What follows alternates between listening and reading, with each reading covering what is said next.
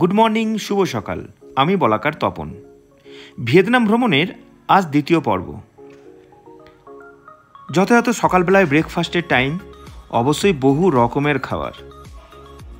একটা কথা না বলে পারছি না, সব মিলেমিশিয়ে প্রায় 40 থেকে 50 রকমের আইটেম। কোনোটাও কিন্তু খুব বেশি রিচ বা তেল মশলার নয়। শরীর খারাপ করার মতো ঘটনা একবারই ঘটবে না, তবে অবশ্যই অতিরিক্ত নয়, প্রয়োজন মতো খাওয়া দাওয়া দরকার।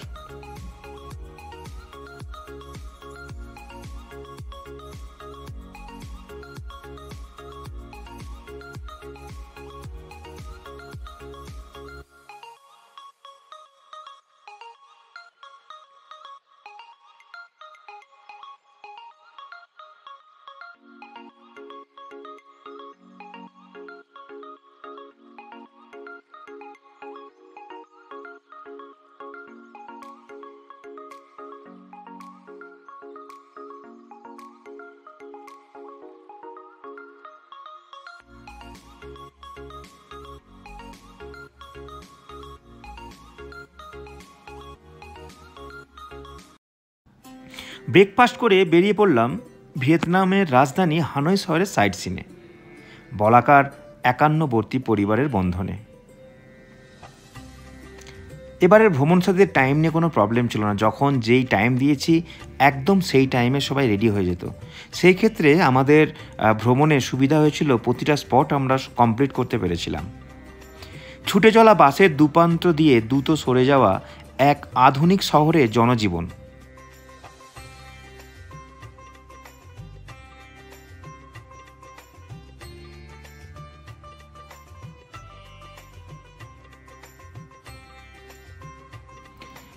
ভিয়েতনামে আজকের দিনটা পড়ে গেছিল এখানকার হলিডে। সারা শহর জুড়ে একদম কচিকাচাদের সমাগম, সারিবদ্ধভাবে চলাফেরা, এক পোশাকে ঝাঁক ঝাঁক শিশুদের হাসিমুখী আর কোলাহল। কান্না ভালো লাগে বাচ্চাদের দেখতে। আমরাও তাদের সাথে চলতে লাগলাম।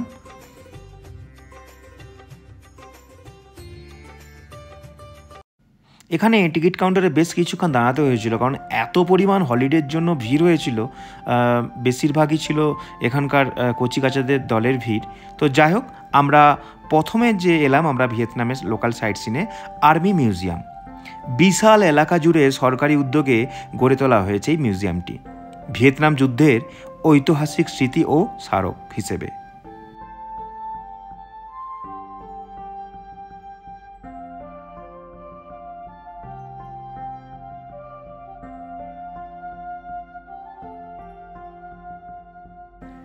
এই বিশাল মিউজিয়ামের কক্ষে এবং বাইরে বিশাল প্রাঙ্গণ জুড়ে সংরক্ষিত করা হয়েছে দীর্ঘ যুদ্ধের সেই সময়ের নানা রকম অস্ত্র সম্ভার, কামান, ট্যাঙ্কার, হেলিকপ্টার, সামরিক যানবাহন থেকে সেনাবাহিনীর সাজসজ্জা, যুদ্ধে বিধ্বস্ত যুদ্ধক্ষেত্র, ধ্বংসাবশেষ। ভিয়েতনাম মানেই যেন সেই ভয়ঙ্কর যুদ্ধ, মুক্তি সংগ্রামের এক বিধ্বংসী লড়াই। প্রায় 14 বছর ধরে যে মহাযুদ্ধ চলেছিল, যে যুদ্ধ বিধ্বস্ত ভিয়েতনামকে কেন্দ্র করে আমরাও ছোটবেলায় শুনেছি মানুষের মুখে মুখে, তোমার নাম আমার নাম ভিয়েতনাম ভিয়েতনাম। কি নিয়ে, কাদের যুদ্ধ? ভিয়েতনামে আমেরিকার বিরুদ্ধে প্রতিরোধ যুদ্ধ, বা সহজভাবে আমেরিকান যুদ্ধ বলা যায়।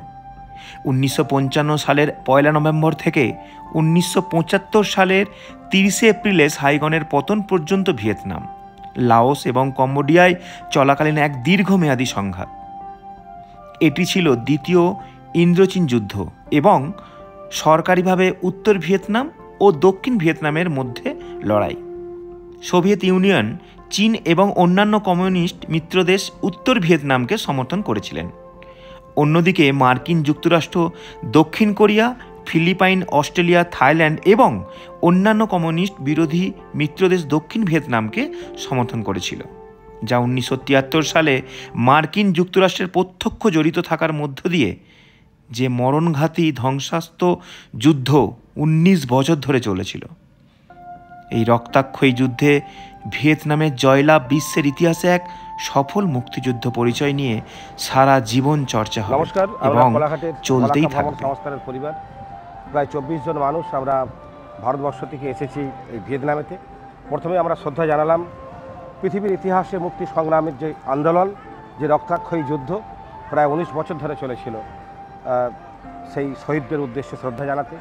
পৃথিবীর মানুষ যেখানে যত নিপীড়িত, যারা অত্যাচারিত, যারা বঞ্চিত, তারা চিরকাল গর্বের সাথে স্মরণ করবে যেমন ভারতবর্ষের 200 বছরের ইংরেজকে হাঁটানোর যে স্বাধীনতা সংগ্রাম, যে মাতৃ পরাধীনতার শৃঙ্খল মোচনের যে আমৃত্যু লড়াই, সেই লড়াই ঘটে গেছে এখানেও। এবং তারা পৃথিবীর পরিক্রমশালী মানে সবথেকে শক্তিধর দেশগুলিকে একদম পরাস্ত করতে বাধ্য হয়েছিল, পরাস্ত করতে করেছিল। সেই ইতিহাসের সম্মুখীন আমরা হয়েছি।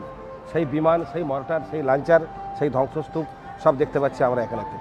খুব খুব গুরুত্বপূর্ণ জায়গা পৃথিবীর মুক্তিকামী ইতিহাসে। ওপাশে দেখতে পাচ্ছেন সেই সমস্ত যুদ্ধক্ষেত্রের একদম সামরিক সজ্জা আজও জ্বলজ্বল করছে, দগদগে হয়ে বিরাজ করছে, সাক্ষ্য বহন করছে সেই সমস্ত যুদ্ধের দিনগুলোর কথা, সেই রক্তাক্ষয়ী সংগ্রামের কথা। আবারও বলবো, পৃথিবীর যেখানে যত অত্যাচারিত নিপীড়িত মানুষ, তারা কিন্তু এই যেমন ভারতবর্ষের 200 বছরের পরাধীনতার শৃঙ্খল মোচনের যে লড়াইকে স্মরণ করবে, পাশাপাশি ভিয়েতনামের একটা ছোট্ট দেশ হয়ে যে লড়াই লড়েছিল তা চিরস্মরণীয় রাখবে। আপনারা সবাই ভালো থাকবেন। ভিয়েতনামের থেকে, হ্যানয় রাজধানী থেকে বলাকা ভ্রমণ সংস্থার পরিবার, সবার উদ্দেশ্যে নমস্কার। চলছি পরবর্তী গন্তব্যে। একটা দেশ এত ক্ষতচিহ্ন বুকে নিয়ে মাত্র 50 বছরে যে এত উন্নতি করতে পারে তা ভাবলে অবাক হতে হয়, এবং তার নিদর্শন চলার পথেই ছুটন্ত বাস থেকে যে কোনো মানুষই উপলব্ধি করতে পারবেন।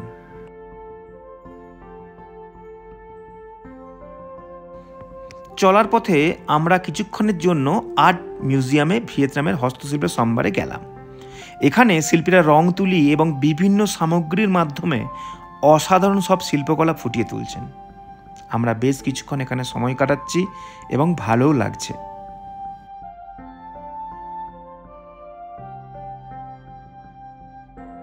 এখানকার যে গাইড আমাদের সমস্ত ব্যাপারটা বুঝিয়ে বলছেন এবং আমাদের ভ্রমণ সাথীরা খুব মন দিয়ে শুনছেন দেখে মনে হচ্ছে।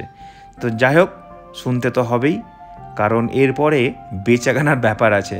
তাই বুঝিয়ে ওনারা সবাইকে বলছে যে এই জিনিসগুলো এইভাবে তৈরি হয়েছে, আর ভেতরে প্রদর্শনী আছে, ওখানে গিয়ে আপনারা কেনাকাটা করতে পারেন।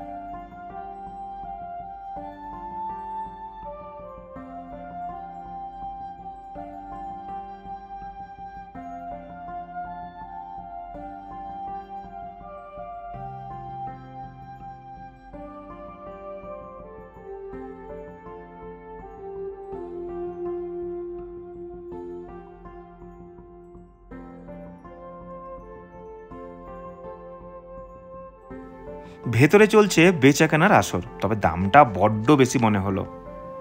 তবে কেনাকাটা কেন, দেখেই শান্তি, একটা অভিজ্ঞতা অর্জন করব।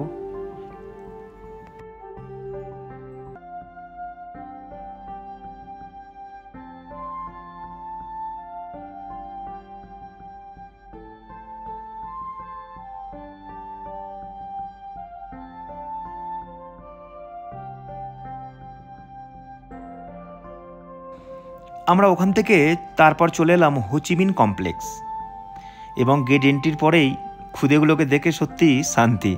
আমাদের কাকু বেশ কিছুক্ষণ সময় কাটালো খুদেদের নিয়ে। এই হোচিমিন কমপ্লেক্সে, যেখানে চির নির্দয় শুয়ে আছেন ভিয়েতনাম সংগ্রামের অন্যতম নায়ক তথা মহান বিপ্লবীর নেতৃত্ব হোচিমিন। হোচিমিন জন্মগ্রহণ করেন 19 মে 1890, 2 সেপ্টেম্বর। তিনি আঙ্কেল হো নামে পরিচিত ছিলেন, একজন ভিয়েতনামি বিপ্লবী এবং রাজনীতিবিদ। যিনি 1945 সাল থেকে 1969 সালে তার মৃত্যু পর্যন্ত গণতান্ত্রিক এবং প্রজাতন্ত্র ভিয়েতনামের প্রতিষ্ঠাতা আর প্রথম রাষ্ট্রপতি এবং 1945 থেকে 1955 সাল পর্যন্ত প্রথম প্রধানমন্ত্রী ছিলেন। আদর্শগতভাবে একজন মার্ক্সবাদী লেনিনবাদী। আমরা সেই মহান বিপ্লবী হো চি মিনের সমাধিক্ষেত্রে শ্রদ্ধা নিবেদন করলাম মহান বিপ্লবীর উদ্দেশ্যে।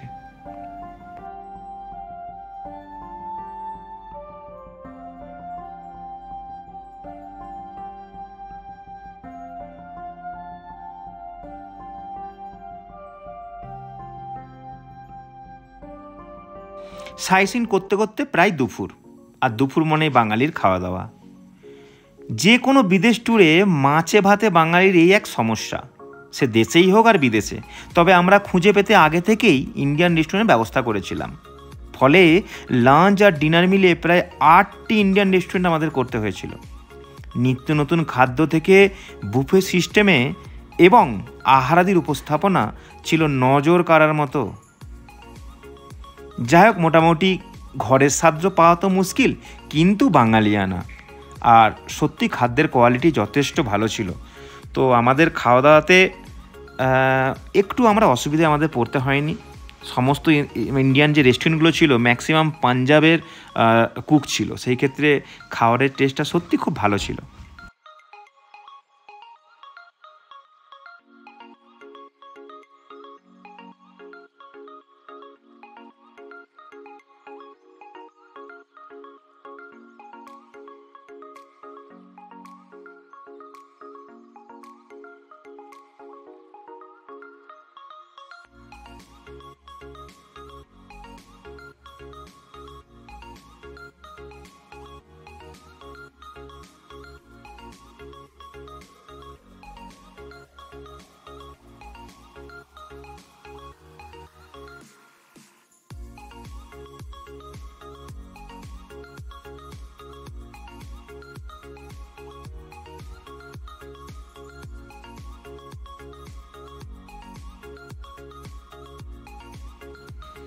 আমরা লাঞ্চের পর চলে এলাম ভিয়েতনামের প্রাচীন সাহিত্য মন্দিরে। ভিয়েতনামের প্রথম বিশ্ববিদ্যালয় হিসেবে সাহিত্য মন্দির প্রতিটি হানয় ভ্রমণে একটি জনপ্রিয় সংস্কৃতিতে এবং ঐতিহাসিক নিদর্শন। এই স্থানটি পরিদর্শন করলে আপনি এবং মহিমা এবং প্রশান্তি দ্বারা মুগ্ধ হবেন। এখানে আপনি প্রাথমিক দিন থেকে ভিয়েতনামের উন্নয়নের ইতিহাস সম্পর্কেও আরও গভীর ধারণা পাবেন। ভিয়েতনামের স্থায়িত্ব মন্দিরের একটি সংক্ষিপ্তসার। দিনটি হয়তো বিশেষ দিন ছিল, ছুটির দিন বলে কথা। সারাদিনে যেখানে গিয়েছি অগণিত শিশুর দল, এক একটি দল স্কুল ইউনিফর্মে রঙিন পোশাকে ম্যাম ও স্যারেদের নেতৃত্বে সুশৃঙ্খলভাবে চলছে। একসাথে এত ভিয়েতনামি শিশুর দল কার না ভালো লাগে দেখতে। তো তাদের সাথে কথা বলে খুব ভালো লাগলো আমাদের নকুল কাকুর।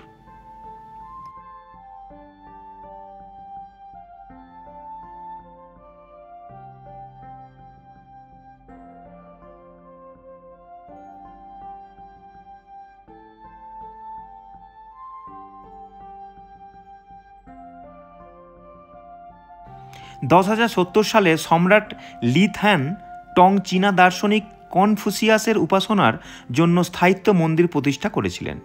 এরপর এটি ভিয়েতনামের প্রথম বিশ্ববিদ্যালয়ে পরিণত হয়, যা ইম্পেরিয়াল একাডেমি নামেও পরিচিত। এটি 700 বছরেরও বেশি সময় ধরে খোলা ছিল এবং শত শত বিখ্যাত পণ্ডিত এবং মান্ডারিনদের শিক্ষা প্রদান করত। যুদ্ধের ধ্বংস হওয়ার সত্ত্বেও মন্দিরটি এখনও তার স্থাপত্য এবং সাংস্কৃতিক সৌন্দর্য ধরে রেখেছে। সময় তখন দুপুর গড়িয়ে এলো। আমরা চলছি পরবর্তী গন্তব্যে। চলে এলাম ওল্ড কোয়ার্টার এলাকায়। পর্যটকদের কাছে এটি হলো প্রাণকেন্দ্র ভিয়েতনামের হানয় শহরের। বিকেল হলেই হানয় শহরের মতো আমোদ প্রমোদ আর হইহুল্লোড় সব যেন এখানেই। আমরা দূষণমুক্ত ব্যাটারি গাড়িতে করে ওল্ড কোয়ার্টার লাগোয়া 34 স্ট্রিট বা 34টি রাস্তার সংযোগস্থলে ঘুরে দেখলাম।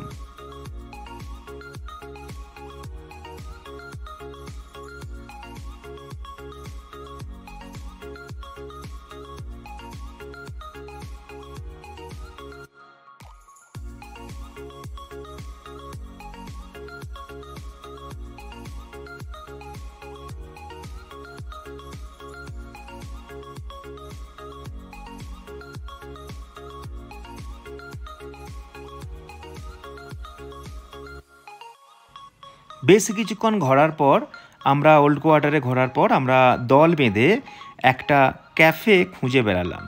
তারপর আমরা একটা ক্যাফেতে গিয়ে দল বেঁধে আড্ডা, কত রকমের কফি। তো যাই হোক, এখানে আমরা বেশ কিছুক্ষণ সময় কাটিয়েছি এবং আড্ডা দিয়েছি ভিয়েতনামের কফির আড্ডায়। দেশ বিদেশের অসংখ্য আগন্তুকদের চলাফেরা এন্টারটেনমেন্ট ওল্ড কোয়ার্টার। আর তারপর আমরা ওখান থেকে চলে এসে এই টলমলো জলে বিশাল লেকের পাশে সময় কাটালাম। লেকের ডাগর শরীরে সন্ধ্যা ঘনিয়ে আসার ছায়া। এবার হোটেলে ফেরার পালা। অত্যাধুনিক শপিং মল থেকে আকাশ ছোঁয়া বহুতলের ঝলমলে আলোর রোশনায় সাথী হয়ে অস্থায়ী ঠিকানার উদ্দেশ্যে। তারপর রাতের ডিনার। তো যাই হোক, শুভরাত্রি আজকের জন্য। আপনারা ভালো থাকবেন, সবসময় ভালো থাকবেন। আবার দেখা হবে। আমি তপন, আমার সাথে আছে নকুল কাকু, বাবুরামদা, নানু মামা। সবার পক্ষ থেকে আপনাদের আবার শুভরাত্রি।